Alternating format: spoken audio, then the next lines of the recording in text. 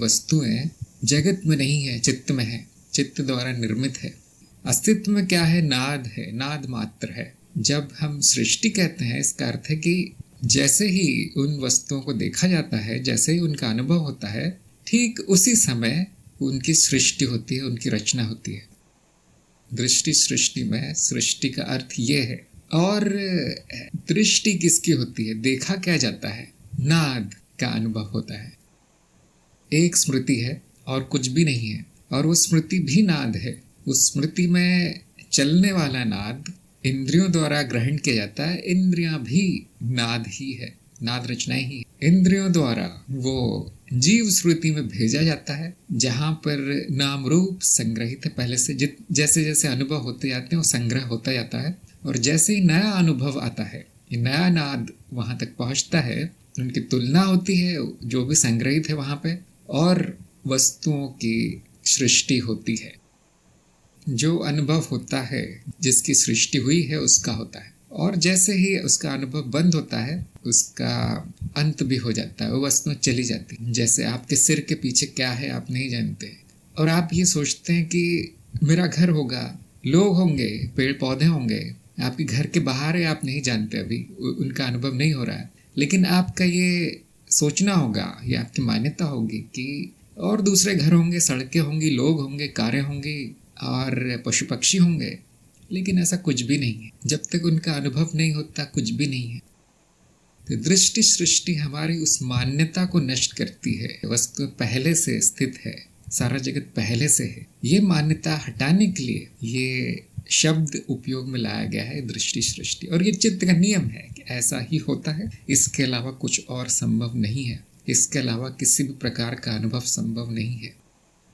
इससे जुड़े हुए बहुत से प्रश्न लोग करते हैं। एक ही स्मृति है तो मुझे सारा का सारा अनुभव क्यों नहीं हो रहा है? मेरे घर के बाहर क्या है, मेरे सिर के पीछे क्या है, वो क्यों नहीं हो रहा है? और किसी दूसरे के मन में क्या है, दूसरे व्यक्ति के मन में क्या है, उसके विचार क्या है, उसकी भावनाएं क्या है, ये भी तो स्मृति में ही है, तो ये क्यों नहीं हो रहा है? तो उत्तर बड़ा आसान है इसका कि ये प्रकृति ने व्यवस्था कर रखी है। जीवन चलाने के लिए ये आवश्यक है कि सारा अनुभव ना हो, सिर्फ उतना हो जितना जीव के लिए आवश्यक है, उससे ज्यादा ना हो। आप कल्पना कर सकते हैं कि सारे के सारे अनुभव आपको हो गए अभी इसी समय, इस विश्व स्मृति में जो भी है सारा का सारा अनुभव में आ गया, तो उसका तो कोई सिर पैर नहीं रहेगा, उसका तो कोई अर्थ नहीं निकलेगा। और मैं बहुत बार एक उदाहरण भी देता हूँ कि एक पर्दा है सफ़ेद, और उस पर एक सिनेमा चल रहा है। आपको वो पूरी तरह दिखाई देगा, बहुत अच्छे समझ में आएगा। उसी पर्दे पर दूसरा भी शुरू हो जाता है, दूसरा सिनेमा भी शुरू कर देते हैं। एक के ऊपर एक दोनों होंगे, लेकिन आपको अधिक अनुभव हो रहे हैं। अभी भी थोड़ा बहुत आप देख सकते हैं, आवाज़ भी दोनों की मिल जाएगी, थोड़ी बहुत सुनाई दे सकती। अब आप उसमें 10-12 और जोड़ लीजिए, 10-12 और प्रक्षेपित कर दीजिए चित्र। अब आपको वहाँ कुछ भी दिखाई देना बंद हो जाएगा। क्या दिखाई देगा आपको? कुछ अनियमित से दृश्य दिखाई देंगे बस, जिनका कोई अर्थ नहीं होगा। और आवाज़ भी शोर में बदल जाएगी, कहाँ क्या हो रहा है सुनाई नहीं देगा। इसी तरह से यदि ये जीव अपना अनुभव सीमित ना करे तो उसका अर्थ नहीं निकाल पाएगा। ध्यान दीजिए, ये भी चित्त का नियम है कि जितना संकीर्ण अनुभव होगा उतना ठोस, उतना सत्य लगेगा। वो माया उतनी सत्य लगेगी जितनी संकीर्ण होगी। यदि आपके जो अनुभव अभी हो रहे हैं उससे भी कम कर दिए जाएं, तो आपका जगत और अधिक सत्य लगने लगेगा। उन अनुभवों के अलावा कुछ होगा ही नहीं, तो वही सत्य लगेगा। आप सत्य क्यों कहते हैं इस जगत को? क्योंकि वही अनुभव होते हैं और कुछ नहीं होता। तो कुछ अजीब सा हो जाए, आप सुन ले कि देखिए ऐसा हुआ, उड़ने वाला हाथी देखा गया, आप कहेंगे नहीं ये तो झूठ है, ऐसा नहीं देखा जाता कभी। ऐसा नहीं कि वो संभावना नहीं है, सारी संभावना यहाँ है। लेकिन आपको सत्य इसीलिए लगता है जगत, क्योंकि एक तरह की संभावना प्रकट होती है जो आपका चित्त ग्रहण कर सकता है, जो जीव स्मृति ग्रहण कर सकता है। जैसे ही आपकी अवस्था बदलेगी जीव स्मृति से, जिसको मैं जागृत स्मृति भी कहता हूँ, वहां से ध्यान हटेगा, जो कि बहुत प्राकृतिक है, हर रात को होता है, इसे हम स्वप्न अवस्था कहते हैं। दूसरी किसी स्मृति में ध्यान जाएगा, अब वहां पर जो नाद है वो ग्रहण करेंगे आपकी इंद्रियां, सूक्ष्म इंद्रियां, और वो अनुभव शुरू हो जाएंगे। अब वहाँ पर वहाँ की संभावना प्रकट होंगी। जब आपकी आँख खुलेगी आप कहेंगे असत्य है, जबकि जब वो हो रहा होगा तब वो पूरी तरह सत्य होगा। इसको हम कहते हैं स्वप्नावस्था का सत्य।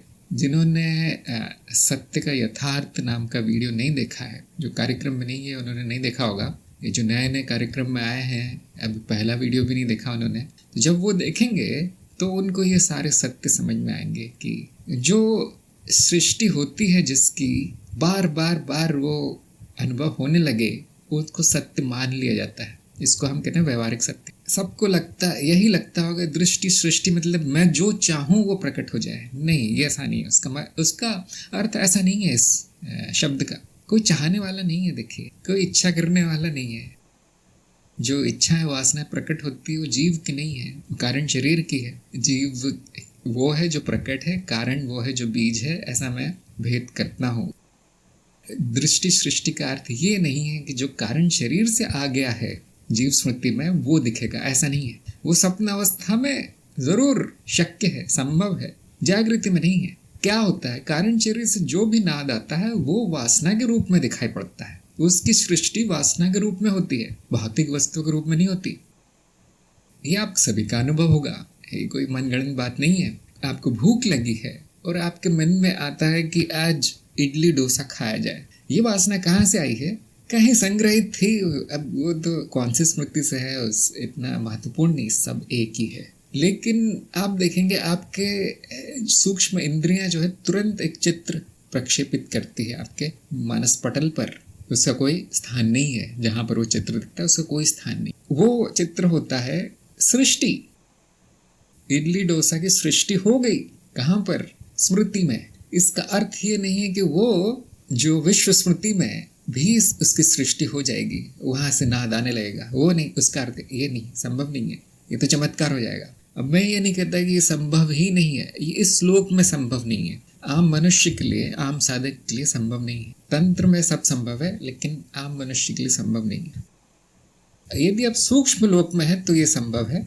और जो सृष्टि स्मृति में हुई है, ठीक वैसा का वैसा जो बाहरी स्मृति है, जो मनगढ़ंत शरीर होगा आपका सूक्ष्म शरीर, उसके बाहर जो भी वस्तुएं दिखाई देंगी वहां पर भी प्रकट हो जाता है वो सृष्टि वहां भी हो जाती है। इनको हम कहते हैं क्षेत्र जो नियमबद्ध नहीं हुए हैं। आपका अपना स्वप्न लोक ऐसा ही है, नियमबद्ध नहीं हुआ है, इसलिए जो भी स्मृति में होता है ठीक वही प्रकट हो जाता है। आपके मन में कोई डर है, वो डर वास्तविक रूप ले लेता है, आकार ले लेता है। ये स्मृति ऐसी है जिस पर जीव प्रभाव डाल सकता है। जबकि जो जागृत अवस्था में जो वस्तुओं के अनुभव आपको हो रहे हैं, जगत का जो अनुभव हो रहा है, उसको मैं कहता हूँ महास्मृति। महास्मृति से वो नाद आ रहा है। महास्मृति को छोटी सी जीव स्मृति प्रभावित नहीं कर सकती। वो बड़ी शक्तिशाली स्मृति है, वो करोड़ों करोड़ों सालों से स्थापित है, स्थूल है, बदलती नहीं है जल्दी। लेकिन यदि साधक का विकास हो जाता है, उसका विकास क्रम हो रहा है सभी का, हम सब प्रगति कर रहे हैं, आप भी प्रयास कर ही रहे होंगे, तो जैसे जैसे उसका विकास होता है उस स्मृति क्षेत्र बढ़ता जाता है उस जीव का। अब उसके आसपास जो है चमत्कारिक घटनाएं हो सकती। अब उसकी स्मृति का क्षेत्र इतना बढ़ गया है कि महास्मृति में भी पहुंच पा रहा है। और क्योंकि अपनी स्मृति तो हर कोई बदल सकता है, वहां तो कुछ भी प्रक्षेपित हो सकता है, वैसा का वैसा जो है महास्मृति में भी प्रक्षेपित हो सकता है। तो अब दृष्टि सृष्टि का जो सही अर्थ है आपको दिख जाएगा। अभी नहीं हो सकता ये, कितने भी मंत्र पढ़ लीजिए आप, कितनी भी साधना कर लीजिए, कोई कितना भी बड़ा गुरु हो, ये जीव नहीं कर पाएगा। जीव छोटा है, जीव का विकास नहीं हुआ है। और जिनका विकास हो जाता है वो सब ये सब करते नहीं है। वो मनुष्य जन्म छूट जाता है उनका, और भौतिक जगत भी छूट जाता है। ये भी चित्त का नियम है। उनका नाद, उसकी गति इतनी तेज हो जाती है कि वो नहीं ठहर सकते निचले लोक में, वो यहाँ से अदृश्य हो जाते हैं। अदृश्य का अर्थ ये नहीं कि उनके शरीर भी अदृश्य हो जाएगा, नहीं।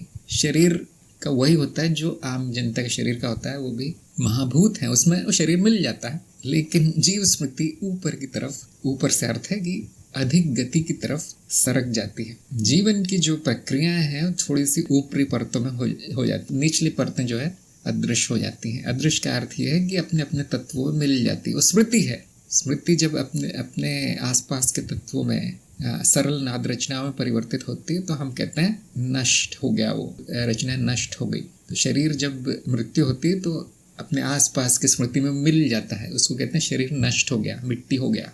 ऐसे ही बाकी जो परतें हैं इस चित्त की, सारी बारी बारी से अपने अपने परतों की स्मृतियों में विलीन होती हैं। ये मृत्यु की प्रक्रिया है, थोड़ी सी लंबी चौड़ी प्रक्रिया है जो आपको नहीं बताई गई है कार्यक्रम में, वो आवश्यक नहीं है, थोड़ा उन्नत ज्ञान है ये। क्यों नहीं बताई गई है? बहुत से लोग कहेंगे आपको कैसे पता, आपकी तो मृत्यु नहीं हुई और आपकी भी नहीं हुई, आपको भी नहीं पता है, तो क्या हो जाएगा, वो कहानी हो जाएगी, वो मनगढ़ंत कहानी, कथा कहानी हो जाएगी। इसलिए मैं नहीं बताता। मेरा ये हमेशा यही प्रयास होता है कि मैं वो बताऊं जिसका आप अनुभव कर पाएं। और ये चित्त के नियम जो है, दृष्टि सृष्टि आदि आदि, सब आपके अनुभव में है। मृत्यु की क्या नियम है और जो उन्नत साधक है जो प्रगति कर गए हैं वो कैसे महास्मृति को प्रभावित कर लेते हैं आदि आदि, वो सब आपको मैं बताऊंगा। तो भी ना आपकी समझ में आएगा ना विश्वास होगा, आपके लिए वो कहानी हो जाएगी। और आप में से बहुत लोग हैं जो कहेंगे नहीं नहीं ये तो हर चीज़ बिल्कुल सही बताते हैं, सत्य बताते हैं, तो आप उस पर आंख बंद करके विश्वास कर लेंगे, जो ठीक नहीं है साधक के लिए। अंधविश्वास ठीक नहीं है, इसलिए नहीं बताया गया।